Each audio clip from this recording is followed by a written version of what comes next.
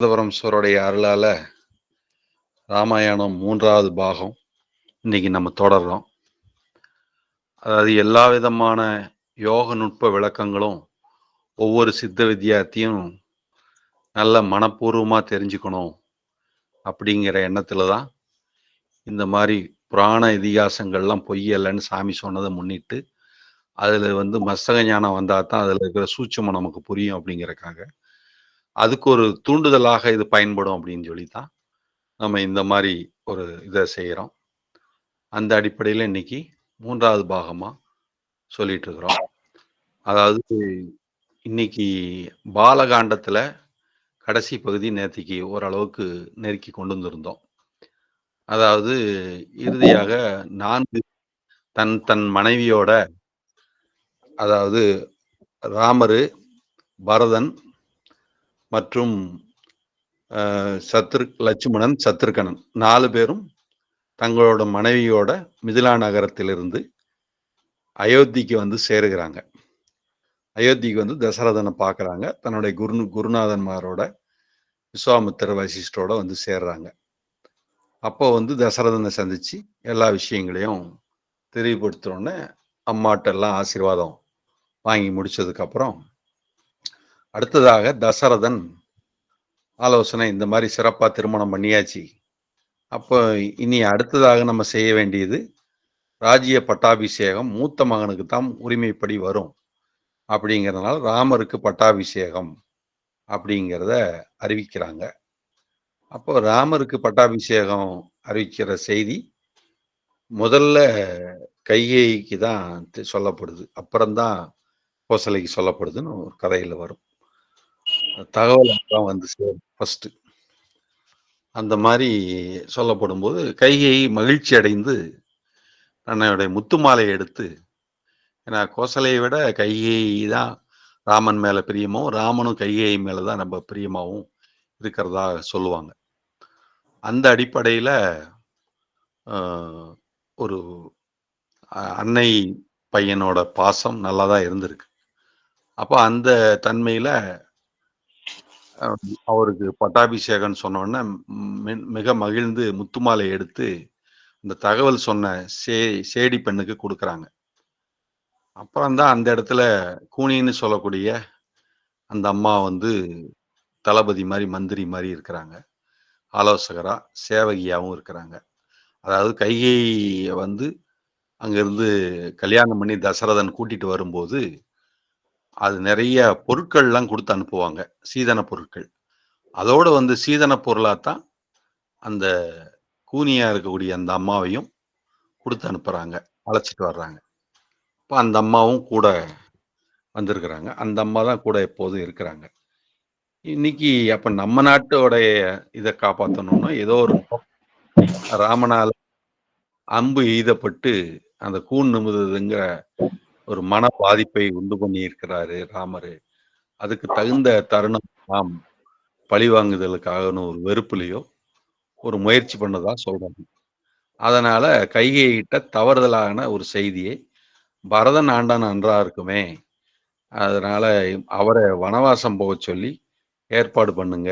ஏற்கனவே அவர் ஒரு போர்ல தசரதன் கைகேயி உதவி 3 வரம் வாங்கி விட்டது அந்த அம்மாவுக்கு தெரியும். அந்த அடிப்படையில கூனியோடைய ஆலோசனையை கைகேயி கேட்கிறார். அப்போ ஒரு முயற்சி எடுக்கலாம்னு சொல்லும்போது தசரதன் மனசு அப்படி போர் வரும்போது நெருக்கடியான, அப்ப அந்த நிலையில எப்படி ஜெயிக்கிறது, இந்த பக்கம் அந்த பக்கமா அப்படிங்கிற லாஸ்ட் பார்டர் ஸ்டேஜ்ல அந்த அச்சாணி கழன்றுது. அச்சாணி கழண்ட உடனே ரதம் கீழே கவுந்துரும், அப்படின்னா தோல்வி உறுதிங்கிற மாதிரி இருக்கும். அந்த நேரத்துல கைகேயி உடன் இருக்கிற தசரதனோட அப்போ தன்னுடைய சுண்டு விரலை அந்த ரத அச்சாணியாக கொடுத்து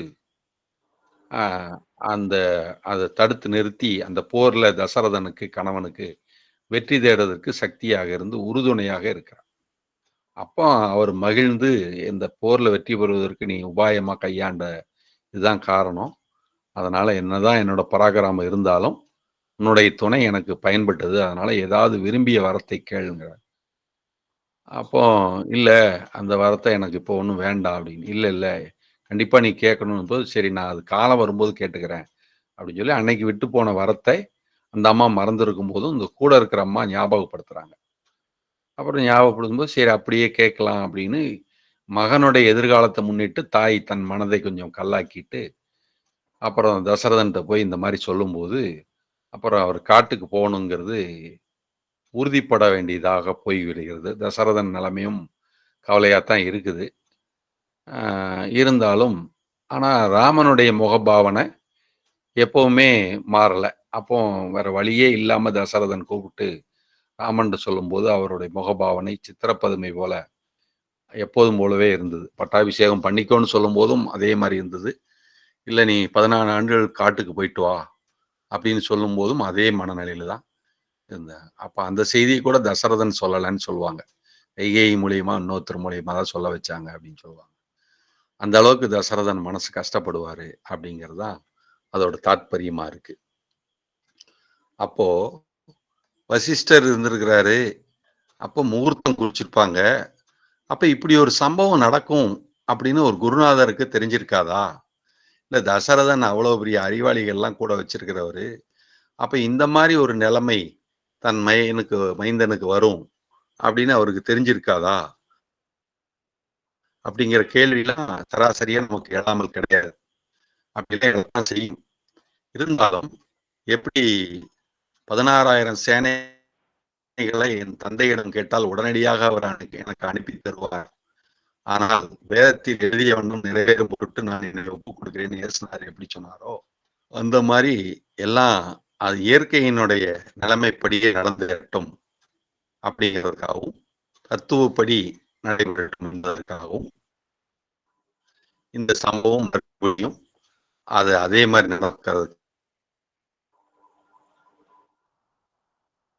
அனுமதிக்கப்படுகிறது. அதாவது சித்தத்தினுடைய ஏற்பாடு அப்படின்னு சொல்லலாம். தெய்வ சித்தம் அப்படின்னு சொல்லுவாங்க. அந்த மாரி அதை எல்லாருமே அதுக்கு துணை கருவியாக தான் இருக்க முடிகிறது. அப்போ அதுல நான்னு சொல்லி அலங்காரப்பட முடியாது. அதனால அந்த செயல் நடைபெறுவதற்கு அனுமதிக்கப்படுகிறது. அப்போ ஊர் மக்கள் எல்லாமே விருப்பம் இல்லாம இருக்கிறாங்க. இருந்தாலும் வேற வழி இல்ல. சீதையும் அப்பதான் கல்யாணமாகி வந்திருக்கிறாங்க. அதனாலும் லட்சுமணன் ஊர்மிளையிட்ட சொல்லிட்டு அங்க புறப்படுறான். லட்சுமணன்ங்கிற விழிப்புணர்வு சகோதர பாசத்தினால கூட கிளம்புறாரு. அப்ப ஏன் அப்படின்னு சொல்லும்போது, அதாவது உறங்காமல் இருந்து என்னுடைய அண்ணியாரையும், அண்ணனையும் பாதுகாப்பது என்னுடைய கடமை அப்படின்னு லட்சுமணன் உணர்றாரு. அந்த அடிப்படையில அவரு உடன் கிளம்புறாரு. அப்போ அவரு நித்ரா தேவி கிட்ட வரத்த வாங்கிக்கிறாரு. அதாவது 14 ஆண்டு நான் காட்டுக்கு போறேன். இது முடிச்சுட்டு வர்ற வரைக்கும் நித்ரா தேவி நீ என்னை தொந்தரவு செய்யக்கூடாது. நீ வேறொரு பக்கம் இடம் தேடி போய்க்கோ. என் பக்கத்துல வரக்கூடாது. அப்படின்னு சொல்லிட்டு ஒரு உறுதிப்பாடு, சங்கல்பம். புத்தியினுடைய சங்கல்பம். விழிப்புணர்வோடு கூடிய சங்கல்பம்னு வச்சுக்கோங்க.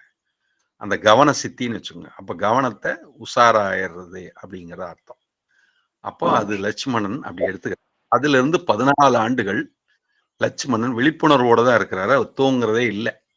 எல்லாம் முடிச்சு வந்ததுக்கு அப்புறம் தான் அவருக்கு அந்த ஒரு இயல்பான சாதாரண தூக்கம்ங்கிறது ஆரம்பிக்கிறதா அந்த இதுல வரும். அந்த அடிப்படையில இப்போ இந்த யாகம், யக்ஞம், ஹோமம் அப்படிங்கிறோம். அப்படிப்பட்ட அந்த வரத்தினால மைந்தன் அப்படிங்கிறதுக்கு தசரதனுக்கு ரொம்ப சோகத்துல இருக்கிறார். தசேந்திரியங்களையும் கட்டி ஆண்டவர், தூய தன்மை இருந்தது. உயர்ந்த தெய்வீக மகனை பெற்றுமே அவனை ஆள விடாம தர்மத்தை நிலைநாட்டுவதற்கு பரிசுத்தமான தெய்வ ஆத்மாவை வச்சு ஆள்றது அப்படிங்கிறது. ஏன்னா சூரியனையே எதிர்த்து போய் இது பண்ணிட்டு வந்தவர் தசரதன். அந்த அளவுக்கு பராக்கிரம் உடையவர். ஒரு வரம் தெரியாம ஒரு வாக்கு கொடுத்ததுல மாட்டிக்கிட்டது. அதனால மனோ வாக்கு காயங்களால சுத்தமா இருக்கணுங்கிறதுக்காக அந்த வாக்கு அவர் மீறாம இருக்கிறாரு. அப்போ வாக்கு கொடுக்கும்போது நம்ம சத்தியத்தை மீறக்கூடாது அப்படிங்கிறது இதுல இருந்து நமக்கு தெளிவா தெரியுது. அப்ப நல்லா யோசிச்சு ஒரு முறைக்கு பலமுறை யோசிச்சு அறிஞ்சாலும் 4 பேரை கேளும்பாங்க. மனம், சித்தம், புத்தி, அகங்காரம், சுருதி, யுக்தி, அனுபவம் எல்லாம் ஆலோசனை பண்ணி தீர்க்க ஆலோசனை பண்ணி தான் ஒரு வாக்கு கொடுக்கணும் அவசரத்து கோலத்துல அள்ளி தெளிக்கிற மாரி ஏதாவது முடிவு எடுத்துட்டா, அது பின்னாடி வந்து சிக்கலாயிரும். அப்ப அதே மாரி ராமனும் அப்படிதான். அவசரப்பட்டு கூனியோட முதுக நிமித்துறேன் அப்படிங்கிறதுக்காக ஒரு அம்பு களிமண் உருண்டையில அடிச்சது, அவரோட வாழ்க்கையிலேயே இப்படி வந்து நிக்கிது. அப்ப அந்த மாரி சிறியோர்ன்னு நினைக்க கூடாது, பெரியவங்கன்னு நினைக்கக் கூடாது. ஒரு அவசர கோலத்துல ஒரு ஆசையோ, இல்ல அறிவின்மையோ, அல்லது வேகமோ, விவேகமின்மையோ வந்து ஒரு ஆர்வக்கோளாறு, அதிசயம் அப்படிங்கிறது நோக்கத்திலயோ, ஒரு நன்றி கடன்கிறதுலயோ, உணர்ச்சி வசத்துல எந்த முடிவும் எடுக்கக்கூடாது. உணர்ச்சி வேகத்துலங்கிறதுக்கு இது ஒரு சரியான முடிவாக ஏற்பட்டு அவங்க வாழ்க்கையில அது ஒரு பிரச்சனையாக வந்து வாய்க்கிறது. தசரதனுக்கும் பாதிப்பு, கோசலைக்கும் பாதிப்பு, சுமித்திரைக்கும் பாதிப்பு, கைகேயிக்கும் கூட பாதிப்பு தான். அப்படி வந்து சேருது. அப்போ அதனால எல்லாரும் கைகேயிய திட்டுறாங்க. ஆனாலும் அது சூட்சுமமா சில கருத்து கைகேயிய பின்னால நியாயப்படுத்தி சொல்றாங்க. அதாவது கைகேயி வந்து ராமனுடைய நிலைமை தெரியும். அதனால ராமனுடைய தன்மையை காப்பாற்றுவதற்காக, அவருக்கு இழுக்கு வராமல் இருக்கணுங்கிற காப்பாற்றுவதற்காக தான் அந்த முடிவை கடின சித்தத்தோடு மேற்கொண்டதாக சொல்லுவாங்க. அந்த வகையில நம்ம அத எடுத்துக்கலாம். அப்போ வழி அனுப்பி ஊர் மக்கள்லாம் அதாவது பிரியா விடை கொடுக்குறாங்க. அப்போ அப்பதான் அந்த பிரியா விடை காட்டுக்கு அனுப்புறதும் போதுதான் அந்த காட்டுக்குள்ள வந்து அது தாங்கரும் சடைகள் தாங்கி முனிவர்கள் ரிஷிகள் எல்லாத்தையும் எப்படி ஹோமம் பண்ணும்போது ரிஷியசிருங்கர் பல முனிவர்கள் ரிஷிகள்லாம் வச்சு தவம், யாகம், யக்ஞம், ஹோமம் எல்லாம் பண்றார். நம்ம சாமி கூட புருவ மத்தியில பிரம்மா இருந்துட்டு அதாவது பொருள்களை எரிப்பதற்காக முயற்சிக்கிறார். ஆனால் அது புகைந்து கொண்டு இருக்கிறது. அந்த புகையில் காணக்கூடிய உலகம்தான் நம்ம பார்த்துட்டு இருக்கிறதுங்கிறார். அந்த புகை நீங்கி எப்பொழுது அந்த பொருட்கள்லாம் எரிகிறதோ அப்பொழுது நமக்கு பிரகாசம், சித்த சுத்தி உண்டாகிறது. அப்பொழுது காலம் கடந்த நிலை, பரிபூர்ண நிலை உண்டாகிறதுன்னு நமக்கு சொல்றார். அந்த அடிப்படையில எல்லாம் ஹோமம், யாகம், யக்ஞம், வேள்வி எல்லா முனிவருக்கு தவ முனிவர்கள் நிறைய பேரை அந்த இதுல கலந்துக்க வச்சு அதெல்லாம் சேர்ந்து முடிவெடுத்து தான் பண்ணாங்க. அதே மாதிரி விஸ்வாமித்திரர் யாகம் பண்ணும்போதும் அதே மாதிரி தான் செய்யறாரு. அந்த அடிப்படையில காட்டுக்குள்ள போயாச்சுன்னா அங்கேயும் இதே மாதிரி ரிஷி முனிவர்கள்லாம் இந்த தொடர்புல இருந்தவங்க எல்லாம் அங்கேயும் இருக்கிறாங்க.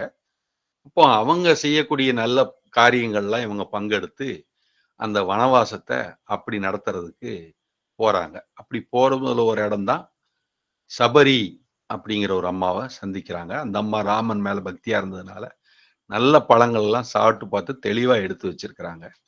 அந்த பக்தி வருது. அது மாதிரி ஆரண்ய காண்டம் அப்படிங்கிறது காடு அப்படின்னு அர்த்தம். அதாவது நமக்கு தமிழ்நாட்டுல வந்து வேதாரண்யம் அப்படிங்கிற ஊர் இருக்கு. திருமறைக்காடு அப்படின்னு சொல்றாங்க. அப்போ அங்கதான் இந்த நாவுக்கரசர் அப்புறம் ஒரு கதவு திறக்கிறதுக்காக பாட்டு பாடுறதா சொன்னாங்க. அப்புறம் அந்த பாட்டு பாடும்போது நாவுக்கரசர் ஒரு பாட்டு பாடினோடனே அந்த கதவு தொறந்துரும். அப்புறம் கதவை மூடுறதுக்கு ஞானசம்பந்தரை பாடினோடனே பல பாட்டு பாடி நாவுக்கரசர் பாடி தான் கதவு முதல்ல திறக்கும். ஒரே பாட்டுல கதவு மூடிக்கும். அப்போ ஒரு நாவுக்கரசர் உமக்கோ 9 வயது, எனக்கோ 80 வயது.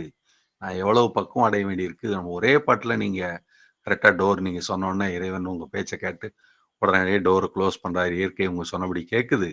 எனக்கு இன்னும் அந்த தன்மை தெளிவு வரலையே அப்படின்னு வருத்தப்பட்டு அவருக்கு அப்படியே மயக்கமுற்று விழுகிறாரு. அப்போ அது இல்ல இல்ல உங்க பாட்டுல இறைவன் மெய் மறந்துட்டான் அப்படின்னு சொல்லி ஞானசம்பந்தர் சமாளிக்கிறாரு அப்படின்னு சொல்லி இருக்கும்.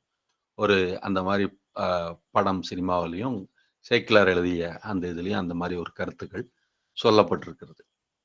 அந்த அடிப்படையில வேதாரண்யம் அப்படிங்கிறது திருமறைக்காடு. மறைன்னா பொருள், மறைக்கப்பட்டிருக்கிற உண்மைன்னு அர்த்தம், சத்தியம்னு அர்த்தம். அதான் மறை.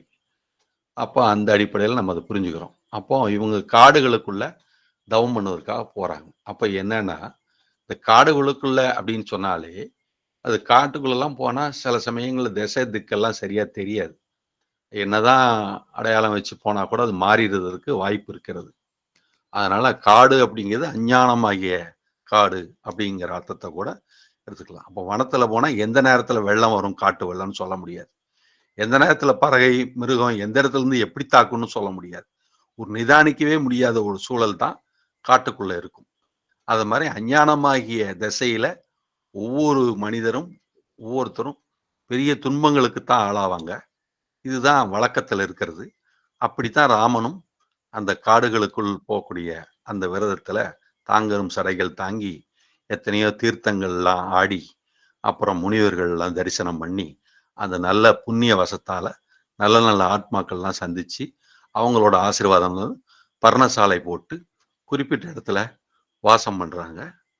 அப்படி வாசம் பண்ணி, அப்படியெல்லாம் இருந்துட்டு இருக்கிறாங்க. அப்படி ராமன் வந்து காய், கனி, பழங்கள் எல்லாம் சாத்வீக ஆகாரங்கள், விரதத்தை கடைபிடித்து முறையா எப்படி வாழ்க்கை நடத்துறோமோ அப்படி லட்சுமணனோட விழிப்புணர்வுங்கிற துணையோட அப்படி வாழ்ந்துட்டு இருக்கிறாங்க. அப்போ அந்த இடத்துல அப்படி இருந்துட்டு இருக்கும்போது பரதன் வந்து இந்த நம்ம இது வந்து இப்படி ஒரு நம்ம ஒரு நிலையில இருக்கிறோமே, அப்போ நம்ம நேரடியா ராஜ்யத்தை ஆள்றது அப்படின்னா அது மக்கள்லாம் கேள்விக்குறியாக்குவாங்க. மூத்தவர் இருக்கும்போது இளையவர் ஆசைப்பட்டு இந்த மாதிரி பண்ணிட்டான்னு அம்மாவை நிறைய திட்டுறான். நீ தாயா இருந்தாலும் இப்படி எனக்கு துரோகம் பண்ணிட்ட, எனக்கு அண்ணனுக்கு இப்படி ஒரு பாதிப்பு உண்டு பண்ணி நான் ராஜ்யத்தை எப்படி மனப்பூர்வமா ஆள்வேன் அப்படின்னு வருத்தப்படுறான். அப்பதான் அவரோட பாதரட்சையை வச்சு ஆளணுங்கிற ஒரு முடிவு அவன் எடுக்கிறான். அப்படி எடுத்து அப்புறம் ராமனை தேடி வரும்போது ஏதோ படை வருகிறது அப்படின்னு அஞ்சற மாதிரி இருக்குது.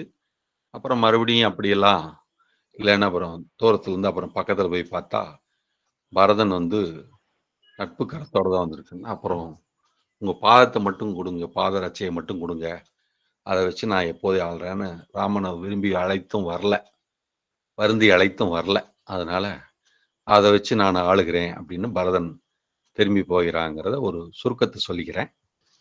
அந்த அடிப்படையில இவங்க ஆரண்யத்துல வசிச்சுட்டு இருக்கும்போது என்ன ஆகுது அப்படின்னா, ஒரு முறை இந்த இதுக்கு முன் சம்பவமா ஒரு சம்பவம் நடக்குது.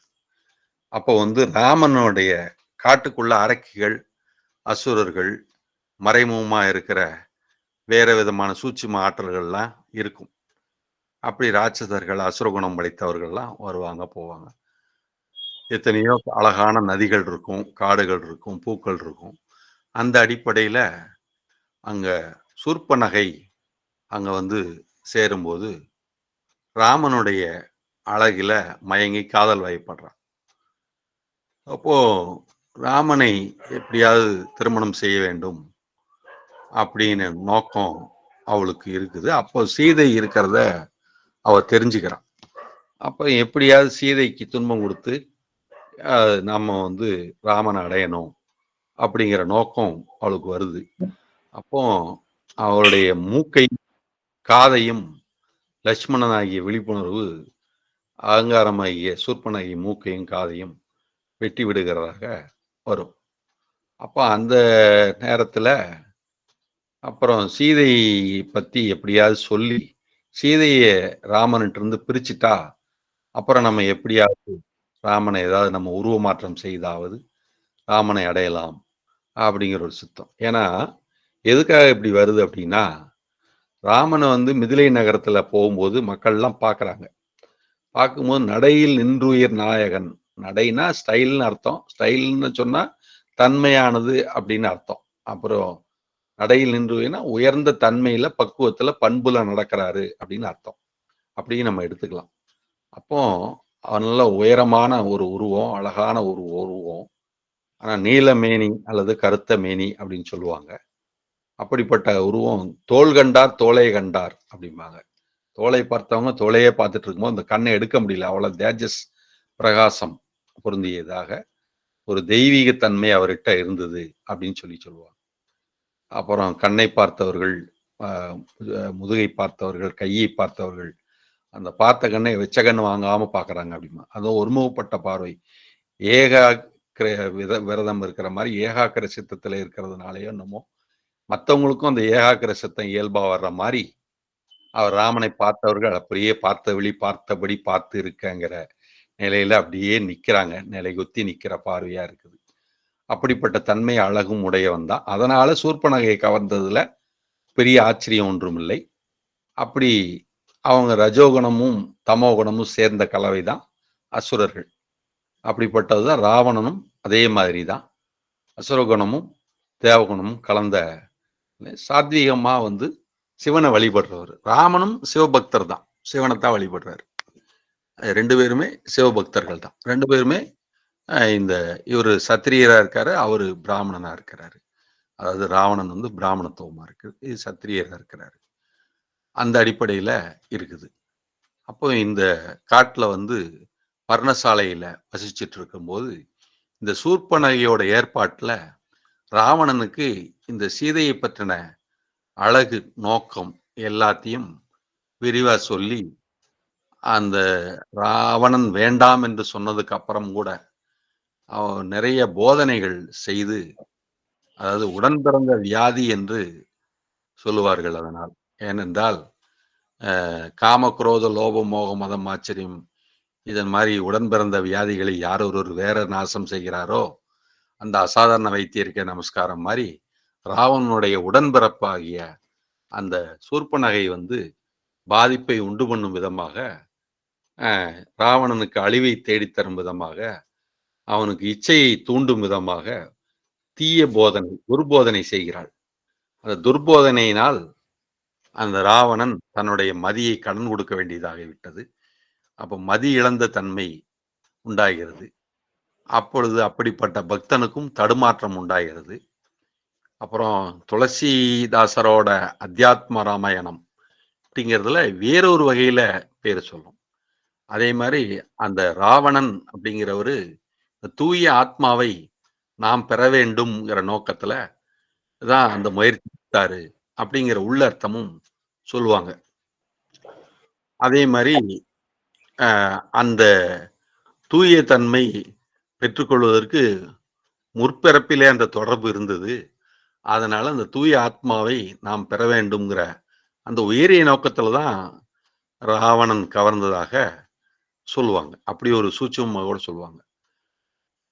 அது மாதிரி அந்த ராவணனுக்கு அந்த போதையை கொடுத்த உடனே அவரு முயற்சி பண்றாரு. மற்றவர்கள்லாம் வேண்டான்னு சபையில இருக்கிறவங்கெல்லாம் விபீஷணன் போன்றவரெல்லாம் அது வேண்டான்னு நல்ல ஆலோசனைய கொடுத்து கூட அது மீறி அவனுக்கு ஆசை கண்ணை மறைக்கிறது, அவசர புத்தியை கொடுக்கிறது, வேகம் விவேகத்தை அளிக்கிறது.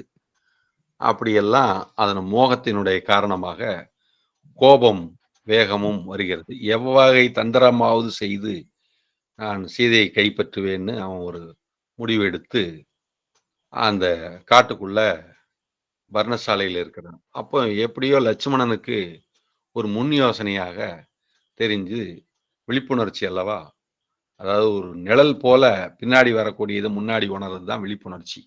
அதுக்கு பேர் தான் விழிப்புணர்ச்சி.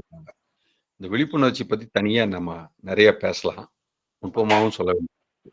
எது விழிப்புணர்ச்சி அப்படின்னு நிறைய பேருக்கு கேள்வி இருக்குது. அதனால இந்த இடத்துல அது கொஞ்சம் சொல்லான்னு கூட நினைக்கிறேன். சொல்லான்னு தான் சொல்லலாம். அப்புறம் அந்த இந்த ராவணன் வந்து எப்படியாவது தந்திரம் பண்ணணும் அப்படின்னு ஏதாவது அந்த 2 பேர் 3 பேர் விட்டு ராமன் கிட்ட மோத விடுறாங்க. ஃபர்ஸ்ட் சூர்ப்பனகை அவர் கூட 2 பேர் கரண் தூசணன் நினைக்கிறேன் 2 மோத விடும்போது அந்த சூர்ப்பனகை பாதிக்கப்பட்டு கரண் தூசணையும் ராமன் பெருவிடுகிறான். பலிக்கல்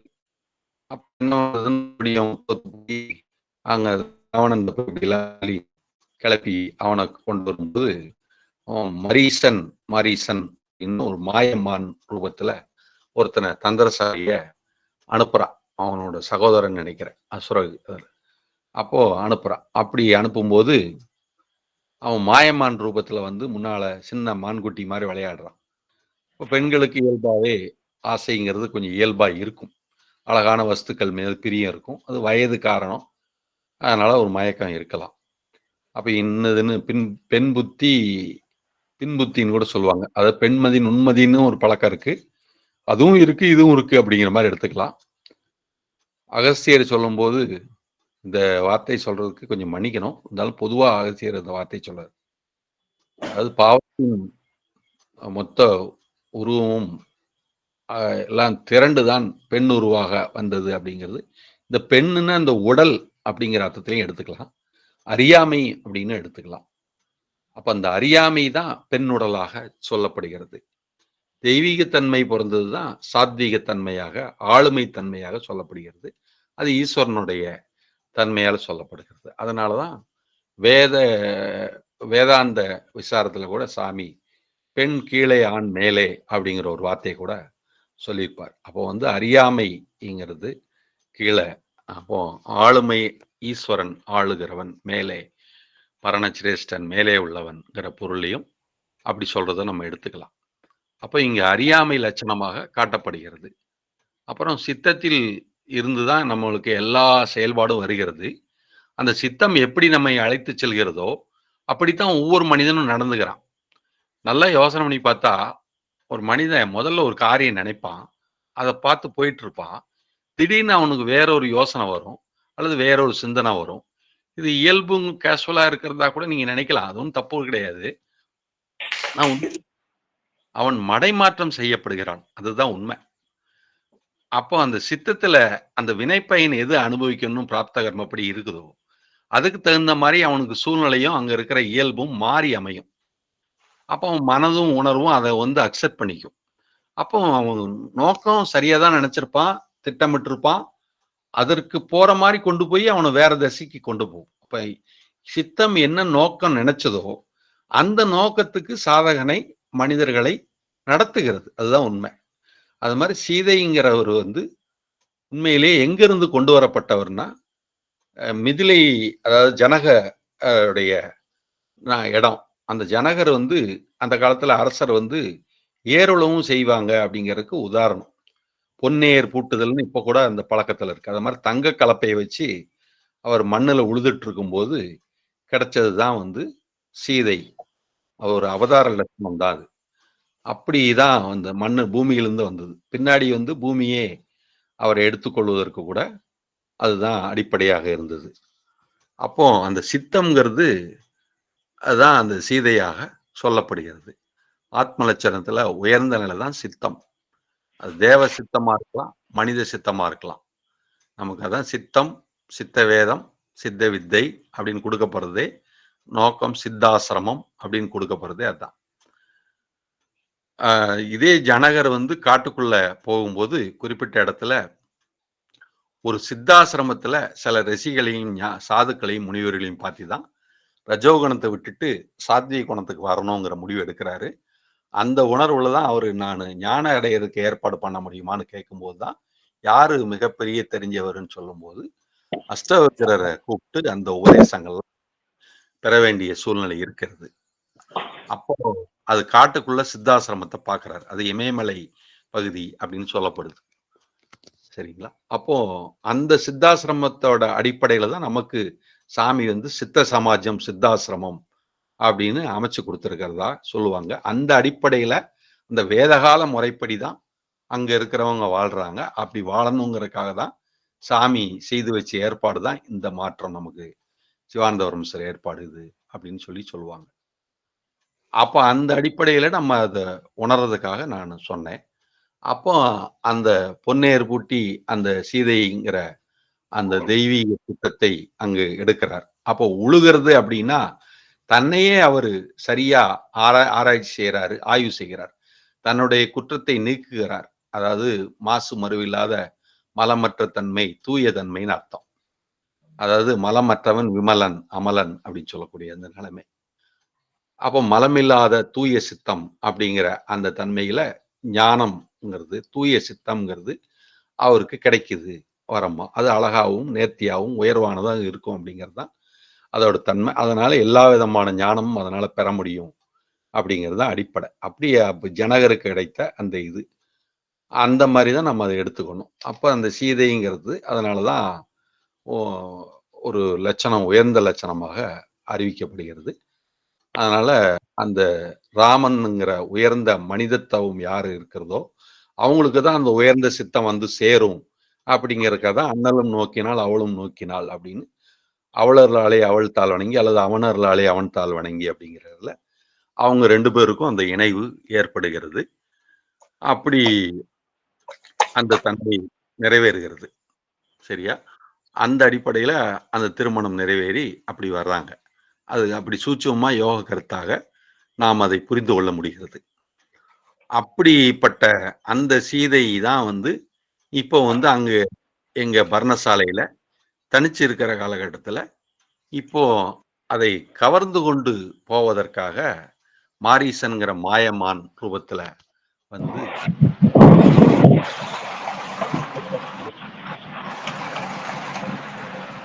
அப்படி மாரீசனாகிய மாயமானை ராமர் தெரிந்து கொண்டு, இல்லை வேண்டாம் என்று மறுக்கிறார். ஏன்னா சித்தம் இந்த சம்பவம் நடக்கிறதுக்காக ஒரு ஏற்பாடு பண்ணுது.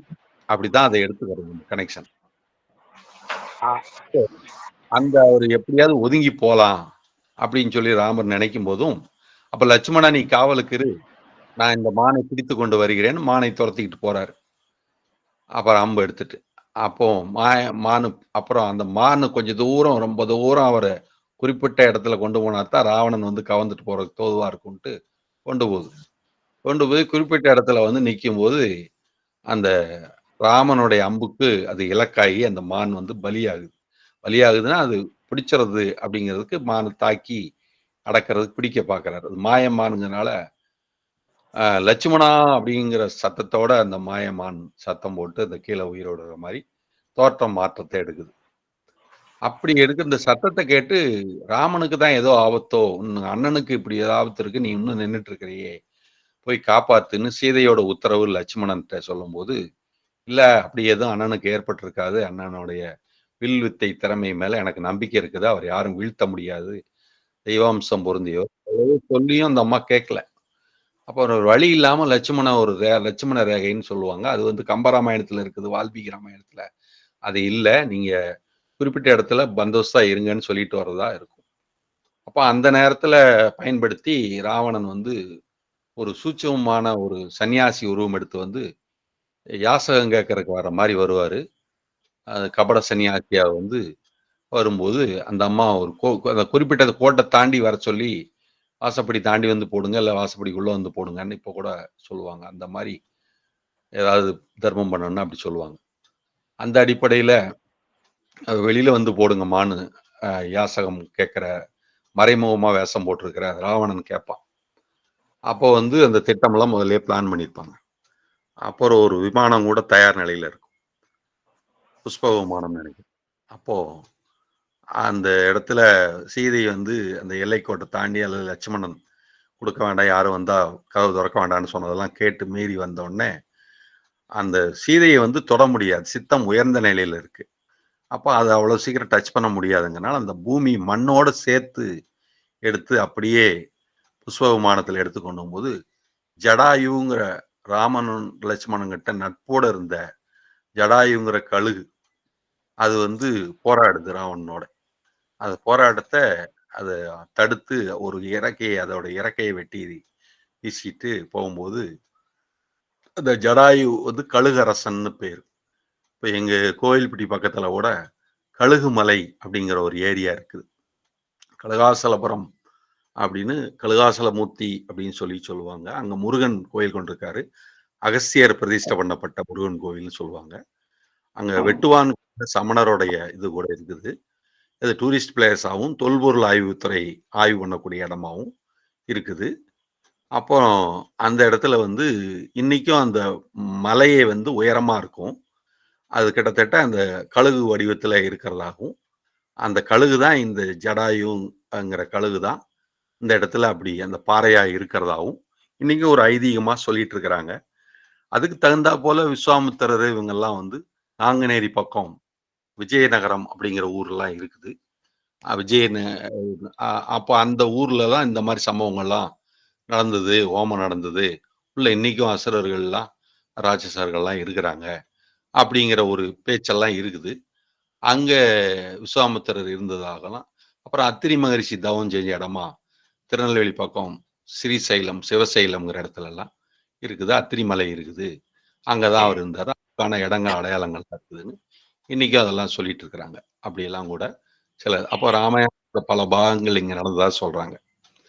அப்படி இந்த ரா புஷ்ப விமானத்துல அப்படி கல கொண்டு போகும்போது ராவணன் கடத்தி கொண்டு போகும்போது, லட்சுமண் வந்து ராமர காப்பாத்திட்டு வரதுல சீதை சொன்ன உத்தரவின் பேர்ல போனதுனால, இந்த ஈஸியாக ராவணன் வந்து கவர்ந்து கொண்டு போறான். அப்படி கொண்டு போகும்போது ஜடாயு தடுக்க முடியல. அது கீழ விழுந்துட்டாரு. அப்போ இறகை வெட்டப்படுத்து ஒரு பாதி உயிர் குற்றுயிரும் குலையுருமா இருக்கிறாரு.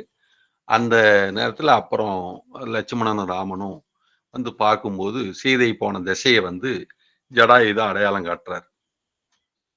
அப்புறம் தான் சரி, அப்ப நம்ம சீதை போன திசையில தேடி கண்டுபிடிக்கணும் அப்படின்ட்டு, அவங்களுக்கு அந்த அஞ்ஞான காட்டுல துக்கங்கள், பல துக்கங்கள்ல இந்த துக்கமும் ஆரம்பிக்குது.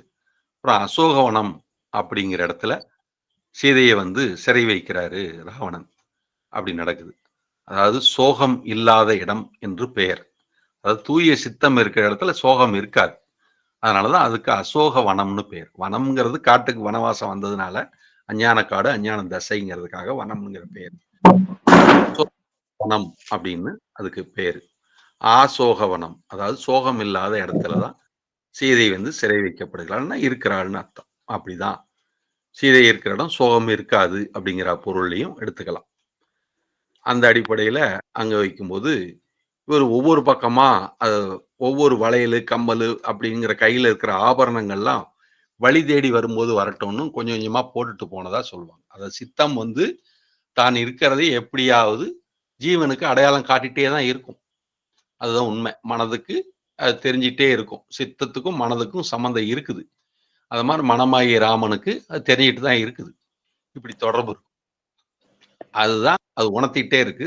அந்த சித்தம் தான் இந்த ஏற்பாட பண்ணுது அப்படிங்கிற ஒரு வார்த்தையை நான் சொன்னேன். அந்த அடிப்படையில தான் இப்ப நம்ம இப்ப விழிப்புணர்வுங்கிற ஒரு இத பத்தி அப்படி சொல்றேன்னு சொன்னேன். அதே மாரி சித்தம்ங்கிறத பத்தியும் நேத்து கொஞ்சம் சொன்னேன் தனியா. அ இன்னைக்கும் அத விழிப்புணர்வு, சித்தம் இந்த 2 பத்தியும் கொஞ்சம் சொல்லலான்னு தான் இருக்கிறேன். மணி 10 மணி 1 நிமிஷம் ஆச்சு. இருந்தாலும் கொஞ்சம் சொல்றேன். இப்போ இப்போ நம்ம எந்த இடத்துல நிறுத்துறோம் அப்படின்னா, அதாவது சபரி அப்படிங்கிற இப்படி பல இடங்கள்லயும் சீதையை தேடி அலையும்போது, அப்படி கேரளால சபரிமலைன்னு போய் இருக்குது இல்லையா? அங்க சபரிங்கிற ஒரு பக்தை இருக்கிறாங்க. அப்படியே நெறைய முனிவர் ரிஷிகள்ட்ட அடையாளம் சேதை போன திசையை விசாரிச்சுட்டே போகும்போது, பல இடங்களுக்கு போகும்போது, மனம் சோர்ந்து அங்க காடுல்லாம் அங்கேயும் இங்கேயும் அலையக்கூடிய அஞ்ஞான திசையில அலையக்கூடிய இடமா அலையும்போது, ஒரு பக்தனை ஒரு பக்தரை பார்க்குறாங்க. அந்த அம்மாவ பார்க்குறாங்க. சபரிங்கிற பக்தை ரொம்ப நாளா ராமன் வருகைக்காக காத்திருக்கிறது இருக்குது. அப்போ அந்த மாரி இருக்குது. அதுக்கு முன்னாடி ஒரு இடத்துல நம்ம பார்க்க வேண்டியது வந்து, அகலிகை அப்படிங்கிறது ஒரு அம்மா வந்து கல்லாக ஏதோ ஒரு காரணத்தினால சபிக்கப்பட்ட நிலையில இருக்கும்.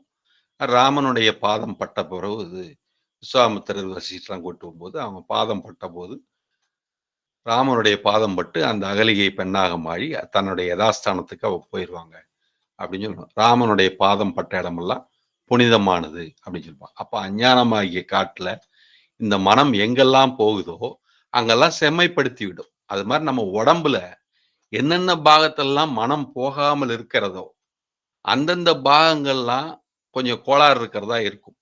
ஆனா மனம் அந்த இடத்துக்கு போயிடுச்சுன்னா, அதையெல்லாம் செம்ம பண்ணிரும், சரி பண்ணிரும். இப்ப என்ன சொல்லுவாங்கன்னா, மலையேற்றம்னு ஒண்ணு வச்சிருக்காங்க. ட்ரெக்கிங் அப்படிம்பாங்க. அந்த மலையேற்றம் பண்ணும்போது என்ன ஆகும்னா, பாடி ஸ்கேனிங் ஆகும் அப்படிம்பாங்க. அப்படின்னா எங்கெங்கேயோ வலி, நாடி நரம்புகள்லாம் குறிப்பிட்ட இடங்கள்ல வலிக்கும். அந்த வலிக்கிற இடத்துக்கு ஏன் வலிக்குதுன்னு மனசு போய் பார்க்கறதுக்கு போகும். அப்புறம் அந்த இடத்துல இருக்கிற கோளாறு மனசுக்கு தெரிஞ்சிரும். அப்ப சரி பண்ணுவாங்க. இது பக்தர்கள் வந்து இந்த கந்தசஷ்டி கவசம் படிக்கிறேன். காக்க காக்க கனகவேல் காக்க அப்படின்ட்டு என்ன ராமாயணத்துல முருகன கொண்டு வர்றீங்கன்னு கேட்கறது சொல்றதுக்கு புரியுது எனக்கு. அப்ப அந்த கந்தசஷ்டி கவசத்த என்ன அங்கத்தை காக்க அப்படின்லாம் சொல்லும்போது, அந்த மனத அங்க நினைக்கிறாங்க. என்ன இருவிழியை காக்க, பிட்டத்தை காக்க, கைகளை காக்க அப்படின்னு சொல்லும்போது, அந்த உணர்வு வந்து அங்க வைக்கணும். அதான் முக்கியம். அப்ப அந்த மனது அங்க போகும்போது, அங்க ஏதாவது பிரச்சனை இருந்தா அது சரியா வரும். அப்படின்னு. நீ பிராணி ஹீலிங் பண்றவங்க, மத்தவங்களுக்கு பண்றவங்களோ, இல்ல செல்ஃப் ஹீலிங் பண்ணிக்கிறவங்களோ, இப்படி மன உணர்வ வச்சு தான் சரி பண்ணிக்கிறாங்க. மனதுக்கு அந்த மாரி எல்லாம் வல்ல ஒரு தனித்தன்மை. ஏன்னா, அது நேரடியா ஆத்ம சக்தியிலிருந்து பிரதிபிம்பிக்குது. ஜீவசக்தியிலிருந்து பிரதிபிம்பிக்கிறதுனால, பிரதிபிம்பம் ரெப்ரசன்டேட்டிவ்னால அதுக்கு அந்த பவர் இருக்கு. அதுல வந்து உதாரணத்திற்கு மனத வந்து மகாபாரதத்துல வந்து திருதராஷ்டிரனோட அறியாமையில இருக்கிற வரைக்கும் தான் மனதால செயல்பட முடியாது. தெரிஞ்சுக்கிச்சுன்னா அதோட பலம் அதிகம்.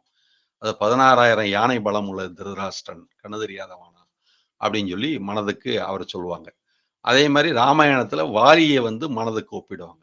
யாரு எதிர்த்து வந்தாலும் அவரோட பாதி பலம் வந்து அவருக்கு போய் சேர்ந்துரும் அப்படிம்பாங்க. மனதனுடைய வலிமை அப்படி. சில மனதுகிட்டலாம் அப்படி மோத முடியாது. அந்த மன வலிமை அபரிதமா இருக்கும் அப்படின்னு சொல்லுவாங்க. அப்படிதான் ஒரு ஸ்திரமான சித்தம் மனதோட கூடி இருந்ததுன்னா அது வலிமையானது அப்படிங்கிற பொருள். அப்போ அந்த பக்தியா இருக்கிற அங்க நம்ம சபரியை வந்து போய் சந்திக்கிறாரு. யாரு? ராமர். அப்ப அந்த அம்மா பழங்கள்லாம் கொடுத்து உபச்சாரம் பண்றாங்க, ஆறுதல் சொல்றாங்க. அப்புறம் அதுக்கப்புறம் அப்படியே படிப்படியா வரும்போது அடுத்ததாக என்ன செய்யலாம் அப்படின்னு பலத்த யோசனை வருது. இந்த ஆரண்ய காண்டத்துல இந்த சபரியை சந்திச்ச இடம் வரைக்கும் நான் இப்போ இன்னைக்கு உங்களுக்கு சொல்லியிருக்கிறேன். 10 மணி 5 நிமிஷம் ஆச்சு. இப்போ இந்த விழிப்புணர்வுங்கிற இடத்த லட்சுமணங்கிற இடத்தையும், அப்புறம் அந்த சீதையோட சுத்தமான சித்தம் அதை பத்தியும் லைஸா சொல்றேன். எப்படின்னா இந்த சித்தம்ங்கிறது மெயின் மேஜர் பாயிண்ட்.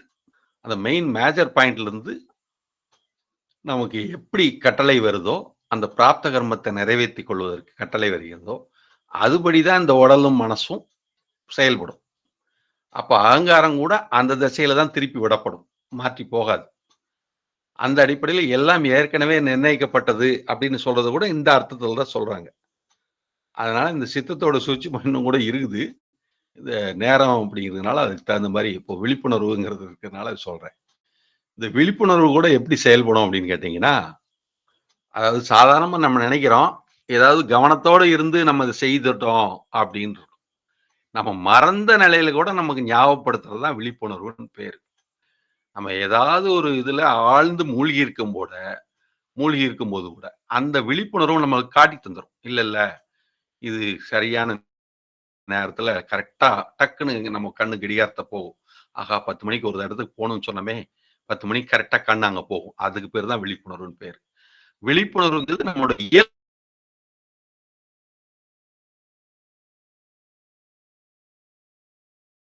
இருக்கிற விஷயம். சரிங்களா? அப்ப அந்த இயல்பா இருக்கிற விஷயம் நம்ம நினைச்சு ஞாபகம் வர்றதல்ல, ஞாபகப்படுத்துறதல்ல, அலாரம் வச்சுக்கிறது அல்ல. அது நம்முடைய சுயம் பிரகாசமா நம்மகிட்ட வந்து வர்றது. அதுக்கு பேர் தான் வெளியே காட்ட முடியாது. அஞ்ஞானம் வந்து தோற்று போய்விடும் விழிப்புணர்வுகிட்ட. அதனாலதான் மகான்கள்லாம் விழிப்புணர்வு அடைய வேண்டும் அப்படிங்கிறத விழிப்புணர்வு பத்தி நம்ம சொல்லியிருக்காங்க. அப்ப விழிப்புணர்வுங்கிறது ஆத்மாவுடைய இயல்பு, நல்ல தூய ஜீவனுடைய இயல்பு. நம்ம படிப்படியா விழிப்புணர்வு அடைய அறியாமைங்கிறது குறைந்து கொண்டே வரும். அறியாமை குறைந்து கொண்டே வர நம்ம படிப்படியாக ஆனந்தம்ங்கிற இடத்துக்கு உறுதியா வந்து துக்கம் நிவாரணம் உண்டாகும் அப்படிங்கிறது தான் விழிப்புணர்வோட அர்த்தம். அப்ப விழிப்புணர்வு இயல்பா செயல்படக்கூடியது. சித்தம் வந்து முதல்லயே பிளான் பண்ணி இறை சித்தத்தின்படி அந்த கனெக்ஷன்ல நம்மளை வழி நடத்தக்கூடியது அப்படிங்கிற அளவுல இன்னைக்கு இதை புரிஞ்சுக்கிறோம். அதனால 10 மணி 7 நிமிடங்கள் ஆகிறது. இப்போ ரமேஷ் அண்ணா நிறைவு செய்வார்னு நினைக்கிறேன். 4வது பாகமா நாளைக்கு தொடரலாம். சபரியை சந்திச்சதோட இன்னைக்கு நிறுத்தி இருக்கிறோம். சரிங்களா? ஆத்ம ரொம்ப நமஸ்காரம். நன்றிங்க. ரொம்ப நன்றிங்க. ஆத்ம நமஸ்காரம். ஒரு நல்ல ஒரு விளக்கம். அது அந்த ஸ்டோரியும் போக போக கூடவே அந்த யோகத்துக்கான அந்த விஷயத்தையும் அந்த அடையாளத்தையும் நீங்க சொல்லிட்டே வந்தது வந்து இன்னமும் அது ஆழ்முக அந்த அனுபவமானது எந்த அளவுல அவங்க வந்து அந்த கதாரூபமாக வடிவமைச்சிருக்காங்கிறத நல்லாவே புரிஞ்சுக்க முடியுதுங்க. ரொம்ப அருமையா இருந்ததுங்க. ரொம்ப சந்தோஷம். நான் அப்போ நான் ஆத்ம நமஸ்காரங்க. அப்ப நான் நிறைவு பண்ணிடுறேங்க.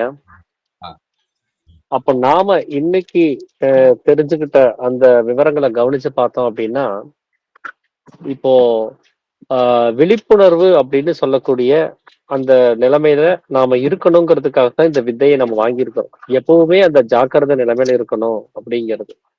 இப்போ நாம அகங்காரத்தினுடைய நிலைமையில ஜாக்கிரதையா இருக்கலாம். ஆனா அது வெளிமுக ஜாக்கிரதையா இருக்குது. அதனால பந்தங்கள் ஏற்படுது. அந்த உண்மையல்லாத ஒரு விஷயத்த உண்மைன்னு நம்பக்கூடிய ஒரு ஜாக்கிரதையில இருக்கிறோம். அதனால பந்தம் அப்படிங்கிறது ஏற்படுது. எது எக்ஸாக்டான உண்மையோ நாம் அதை கவனிச்சது கிடையாது. சோ அந்த உண்மை இருக்கிறது உள்ளுக்குள்ளார. அப்ப நம்மளுடைய சித்தமானது இப்போ வெளிமுகமாக, அதாவது அகங்காரம்னு சொல்லக்கூடிய அந்த ராவணன், அந்த தசை இந்திரியங்கள் அப்படின்னு சொல்லக்கூடிய அந்த வகையில அந்த சித்தமானது இப்ப பயணிக்கிறதுனால, அங்க இருக்கிறதுனால நமக்கு அந்த புலன்கள் வழியாக இருக்கக்கூடிய ஜாக்கிரதை மட்டுமே இப்போதைக்கு இருக்குது. அது புலன்களை கடந்து அதனுடைய உற்பத்தி ஸ்தானத்துல கொண்டு போய் அது நம்ம சேர்க்கும் போது மட்டும்தான் உள்முக ஜாக்கிரதை அப்படிங்கிறது நமக்கு ஏற்படும். இப்ப ஐயா இன்னொரு விஷயத்த ரொம்ப அருமையா சொல்லியிருந்தாரு.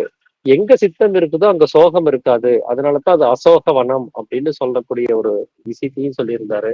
அது மாத்திரம் இல்லாம மனம் இருக்கக்கூடிய எல்லா பாகங்களிலும் அந்த விழிப்புணர்வு ஏற்பட்டுருங்கிறத ஒரு விஷயத்தையும் சொல்லியிருந்தாரு. அதனாலதான் ராமன் அந்த கைகேயி அவங்க வந்து அந்த தெளிவு நிலைமை அடைஞ்சதுக்கான ஒரு காரணமாகவும் சொல்லியிருந்தாரு.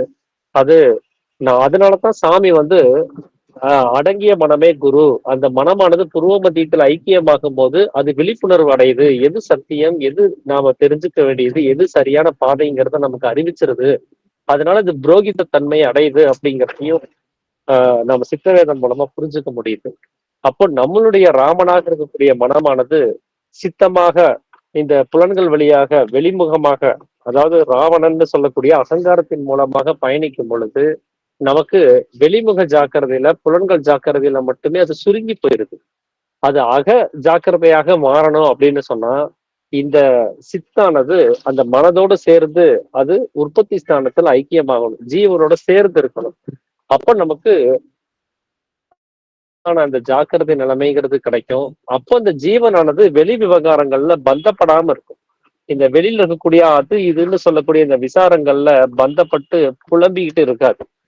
அப்ப அதுல இருந்து நம்ம விடுதலை ஆகணும் அப்படின்னு சொன்னா இந்த சித்தாக இருக்கக்கூடிய சீதையை கொண்டு போய் அதன் அந்த அயோத்தின்னு சொல்லக்கூடிய அதே இடத்துலயே கொண்டு போய் ஐக்கியப்படுத்தணும். அதுக்கு ரூபத்தில் கொண்டு போய் சேர்க்கணும். அதுக்கான ஒரு முயற்சிக்காக தான் நாம இந்த உபதேசத்தை வாங்கியிருக்கிறோம். அதனாலதான் நம்மளுடைய மனமாக அது எண்ணங்கள் மூலமாக அது வெளியில போகக்கூடிய நிலைமையாக இருந்தாலும் சரி, வாக்காக சப்தமாக அது வெளியில போகக்கூடிய நிலைமையாக இருந்தாலும் சரி, இல்ல ஜீவசக்தியான வாயுவாக கர்மமாக அது வெளியில போகக்கூடிய நிலைமையாக இருந்தாலும் சரி, அது எல்லாமே நாம தடுத்து நிறுத்துறதுக்கான ஒரு ஜாக்கிரதை நிலைமை நமக்கு ஏற்படணும். சோ அதுக்காக தான் இந்த வித்தையை வாங்கியிருக்கிறோம். இந்த வித்தையை வாங்கும் போது இந்த சத்திய வாசகத்தையும் நம்ம சொல்லி வாங்கியிருக்கிறோம். சோ அதெல்லாம் நம்ம நினைவிலே வச்சிருந்து நம்மளுடைய அந்த கவனம், அந்த சித்தத்தை செயல்படுத்தக்கூடிய அந்த கவனத்தை புருவ மத்தியத்திலே வச்சிருந்தாதான் சித்தமானது புருவ மத்தியத்தை நோக்கி போகும். அதுக்கான ஒரு முயற்சியில நாம எப்பவுமே தொடர்ந்து முயற்சிக்கணும் அப்படிங்கறத தான் நான் இந்த வேலையில நம்ம எல்லாத்துக்கும் நான் நினைவுபடுத்தணும்னு நினைக்கிறேன். சோ இந்த ராமாயணத்தினுடைய மேலும் சில பாகங்களை நாம தொடர்ந்து நம்ம நாளையில இருந்து கேட்போம். அனைவருக்கும் ஆத்த நமஸ்காரங்க.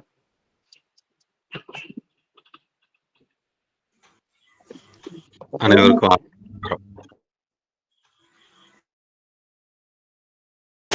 அனைவருக்கும் ஆத்ம நமஸ்காரம். நன்றி. அனைவருக்கும் ஆத்ம நமஸ்காரம் ஐயா. அனைவருக்கும் ஆத்ம நமஸ்காரம். அனைவருக்கும் ஆத்ம நமஸ்காரம் ஐயா. அனைவருக்கும் ஆத்ம நமஸ்காரம் ஐயா. அனைவருக்கும் ஆத்ம நமஸ்காரம் ஐயா. எல்லோருக்கும் ஆத்ம நமஸ்காரம் ஐயா.